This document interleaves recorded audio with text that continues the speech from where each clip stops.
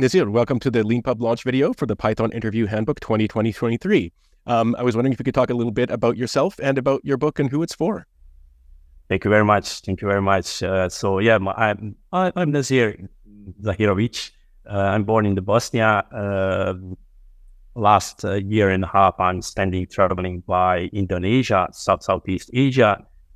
Before 3 months, I got my first baby, Zara. So yeah, I'm newly father. All emotions.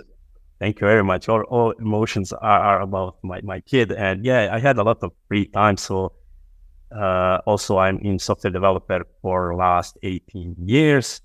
I did C#, ASP.NET, Visual Basic.NET, and lately last 8 years, I'm doing a lot of Ruby on Rails in JavaScript, in general. So yeah, I had a lot of free times in the last few months. So I decided to make some handbooks which will be useful for me, because mostly all my last 10 years, my job history is work as contractor. So mostly I'm doing some contract, short or long-term contract. So every few months I need to go to some interviews. I need to repeat my knowledge all the time. There are new question, old question, repeatable question, smart question, stupid question. Let's be honest. So and I had some big list of the question I very often I'm getting asked on the interview. So after some point, I figure out that list is not so good. It's not so viewable. When I need some question, some answer is not so great. It's not so easy to find and everything. And then I decide, after I had a lot of free time, so let's make some kind of the book for where I will have all information I need in one place. And yeah, absolutely check it again, make it a little bit concise, all the question, all the answer. So yeah, that was the purpose and the goal of the creating the book. Yeah, thanks very much for explaining that. That's really great. A lot of the origin stories of Leanpub books are people who sort of encounter a repeatable process in their own life, and they're like, why don't I just write it down for myself? And then they're like, well, why don't I just share it with other people? And particularly interviews are one of those things where it's like, when you're experienced enough, you sort of take it for granted that you kind of know what kind of questions to expect. But for people who are like brand new, like say 19 years old, going for their first job interview or something like that, books like yours are absolute gold for them, just, giving them some idea of what they might be asked. Can you think of what one of the most sort of popular kind of entry-level Python sort of interview questions that someone might be asked might be? But mostly there are questions about basic stuff, about class, about variables, about the constant, about some simple algorithms, sorting algorithms, and things like that. That's mostly, to be honest, like all programming languages that does the base stuff. Like you start with those questions. Okay. And it's a good thing to most of the people who doing IT over the high school or in spare time, they need to pass that part.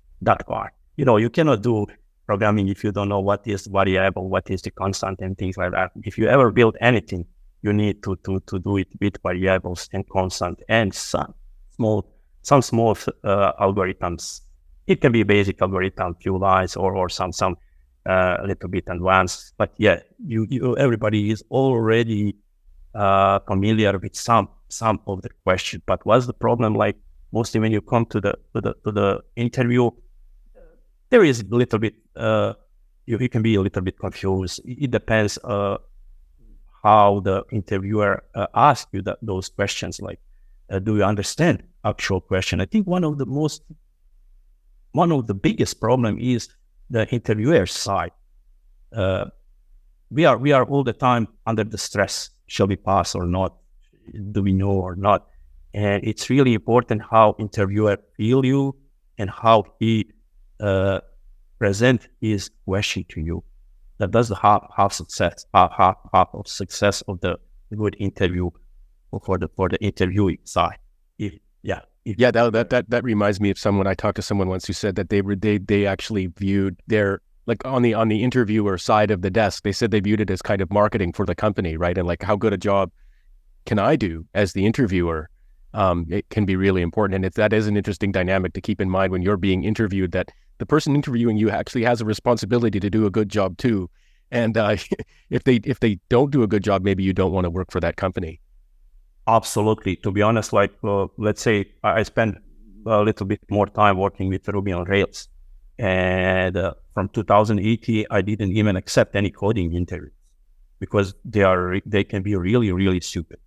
You know, even if I had like until 2018, I have, I don't know, like 15 years of experience, and I have so many things to show, to a real site, real application, real links, real blogs, real Stack Overflow solution, real GitHub codes, real project with codes. But no, for them, it's important to do some riddles, some sorting, some.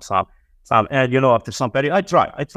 Sometimes I do it well, sometimes not so well. Whatever, you know, I can get result all the time. Okay, but software is a live category. It's very, very subjective, not an objective part. So any interviewer decide is that good or not. Even if that interviewer is, let's say, somebody who is very young, but his company has need for expanding, and they put him like an interviewer for the next role, and you call with double more experience and everything, and it's a bit hard to communicate with those people. And mostly you have the problems, like they think it's important to know some high school stuff. I think like from experience, it's important to build something to show you that I know those stuff, like in practical example. You just need to click a little bit, let's share the screen, let's check my code, if it's good, okay or not. But no, you must do that. And then I rejected many times I rejected, like last 4 or 5 years, I did maybe 3 or 4 times, like some coding interviews, just because I feel like interviewer is a reasonable. I hope interviewer is a reasonable person. So let's say, like, you know, I can do coding. I do that for my life. As I tell, 18 years. I can do, but it really depends. Like, would you like my style? Would you like my code? You know, yeah. And then also, like, will I be the competition to you if I come into your company? You know, there is so many things which play there, and mostly you don't get job.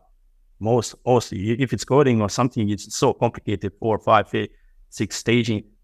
It's really hard to get job. You need something special to get that. So then I decide not to go into it immediately. Like that's not the surrounding for me. I don't want to be in that company who don't appreciate your past. That's like, you know, how to say, they don't trust you immediately. If they ask you to do something and they didn't even check your links you provide to them, they don't trust you. And, you know, I'm not part of that. So yeah.